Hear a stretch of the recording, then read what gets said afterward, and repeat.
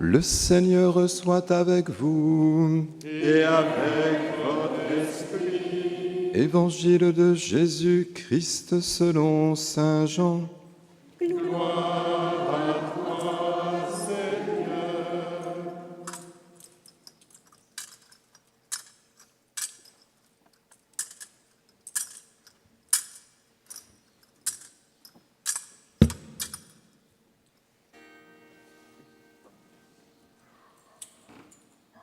En ce temps-là, Jésus disait à ses disciples, « J'ai encore beaucoup de choses à vous dire, mais pour l'instant, vous ne pouvez pas les porter.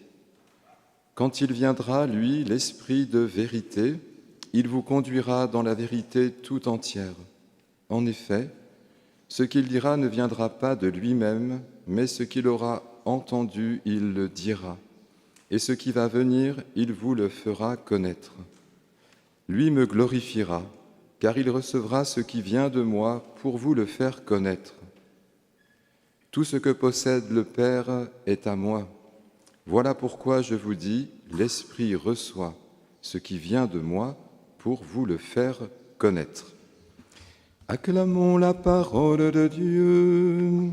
Louange à toi, Seigneur Jésus.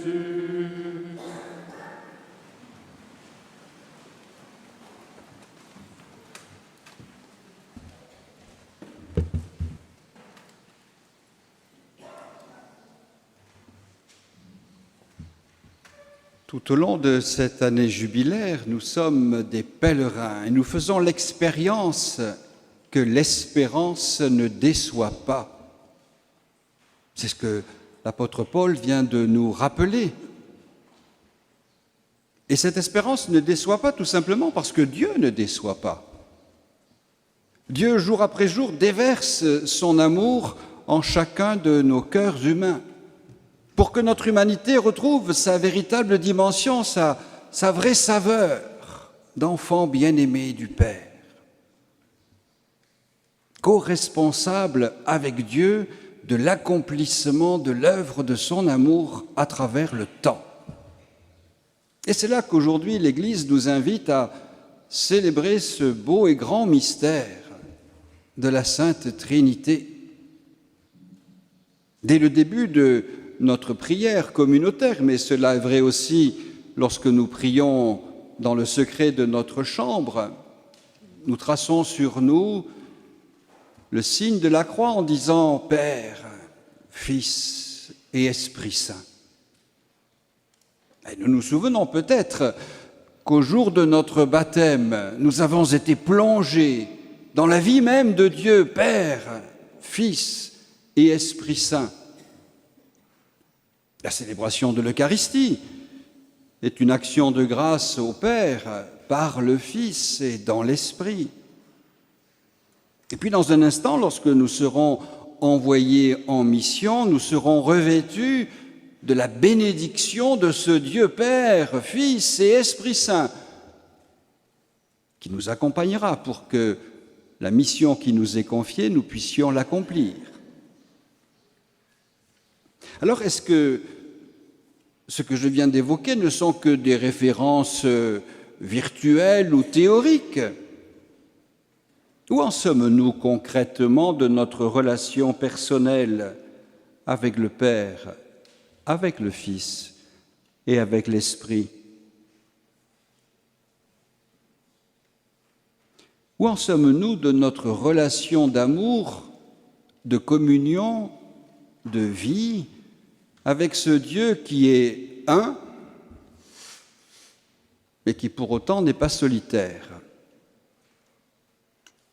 Oui, avec le mystère de la Trinité, nous sommes invités à entrer dans un mystère de relation. Nous ne croyons pas en un Dieu qui serait isolé ou enfermé dans sa toute-puissance. Nous ne croyons pas en un Dieu qui serait totalement au-delà, et tellement au-delà qu'il serait invisible ou innommable, et que peut-être la seule solution à son égard, ce serait la soumission, ou alors d'entretenir une distance. Non, notre Dieu n'est pas ce Dieu-là. Notre Dieu est relation en vue d'une communion.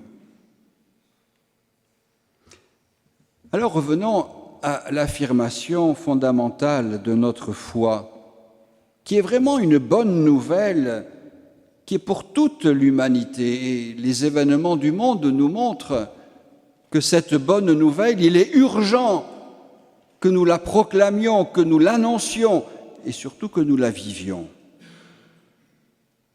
Dieu est amour. On l'a tellement entendu que ça fait partie de ses habitudes.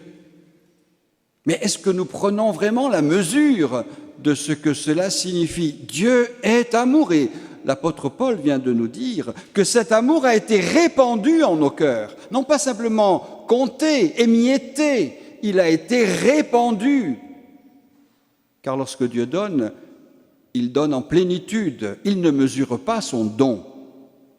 Oui, et si cet amour a été répandu en nous, c'est tout simplement pour que nous puissions le vivre.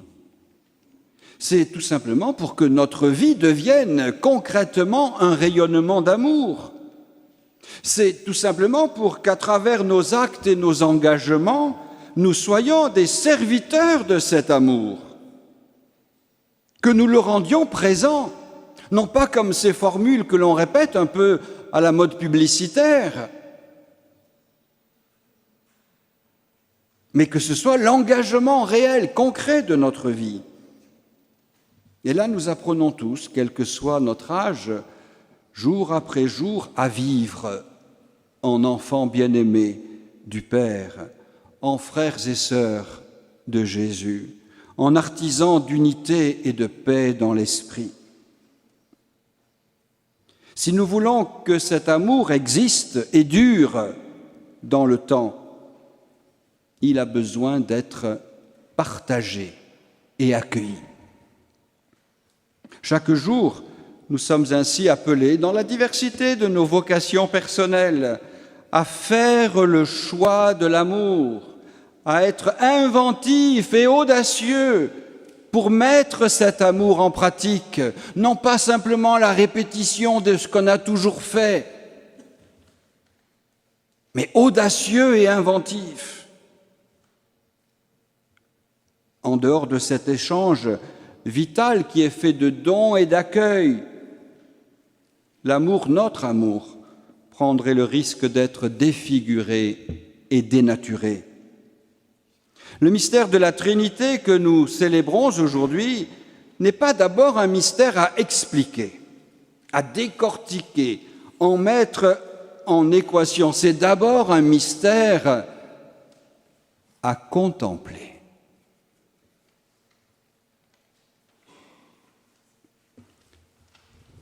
J'allais presque dire que la prédication la plus efficace devant ce mystère serait le silence.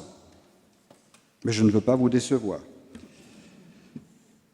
Alors, poussés par l'Esprit, nous sommes conduits nous-mêmes au cœur même de ce foyer d'amour, parce que nous découvrons que là est la vraie vie. Parce que, d'une façon émerveillée, nous faisons l'expérience que là se trouve notre place. Non pas simplement pour regarder ce mystère à distance, mais entrer dans ce mystère, prendre notre place au cœur même de ce mystère. Oui, nous sommes créés, façonnés jour après jour à l'image de ce Dieu d'amour. Et puisque l'amour, comme la vérité d'ailleurs, nous rend libres, à nous d'apprendre à aimer, à nous de faire quotidiennement l'expérience de cet amour dans toutes les dimensions de notre incarnation. Et c'est l'Esprit Saint qui vient entretenir notre fidélité pour que nous demeurions dans la communion du Père et du Fils. Communier, ce n'est pas simplement quelques secondes au cours de la célébration dominicale. Communier, c'est l'objectif de notre vie. N'être qu'un avec celui qui est un. et être un en celui qui est un.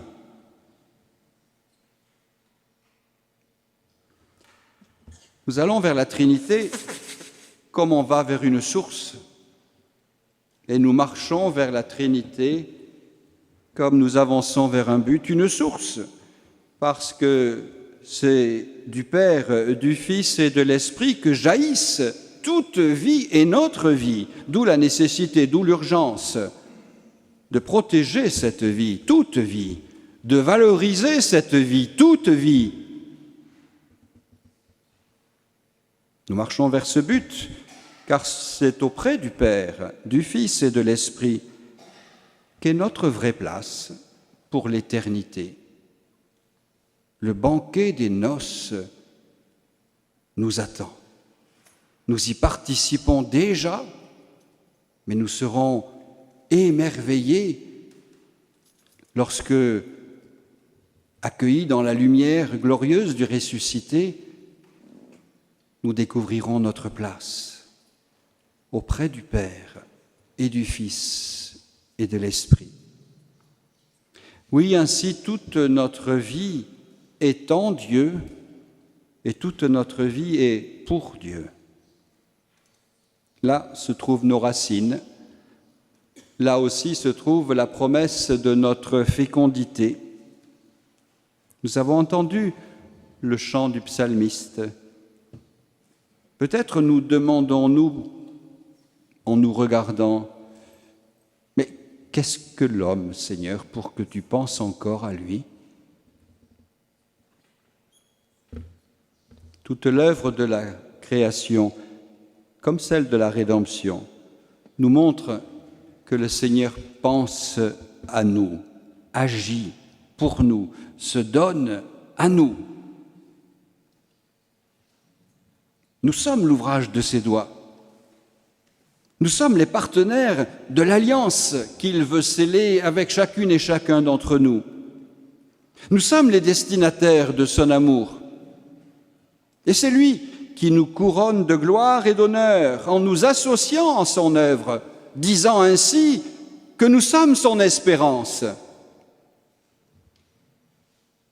Et s'il nous associe à son œuvre, c'est parce qu'il sait, et c'est parce qu'il nous en donne les moyens, nous pouvons accomplir des merveilles et être ainsi dans l'action de grâce, comme la Vierge Marie l'est, en voyant tout ce que Dieu accomplit en elle, pour elle et par elle. Oui, ce mystère de la Trinité n'est pas là pour que nous nous tenions à distance, mais c'est un mystère au sein duquel nous avons déjà notre place. C'est là que l'Esprit de vérité veut nous conduire. Pourquoi ? Pour que nous participions à la vie même de Dieu. Saint Paul nous a dit que notre espérance est d'avoir part à la gloire de Dieu. Et pour participer à cette gloire, nous ne pouvons pas nous satisfaire d'être de simples spectateurs qui regardent de loin, spectateurs de la vie de l'Église ou du monde. Nous ne pouvons pas non plus être seulement des consommateurs de religiosité. Nous sommes marqués depuis le jour de notre baptême par la présence du Père, du Fils et de l'Esprit. Nous sommes les disciples que Dieu appelle aujourd'hui pour que nous soyons efficaces en vue de la construction d'un monde nouveau, afin que les uns et les autres nous prenions nos responsabilités pour bâtir une Église qui soit vraiment au service de l'annonce de la bonne nouvelle à tous et toutes.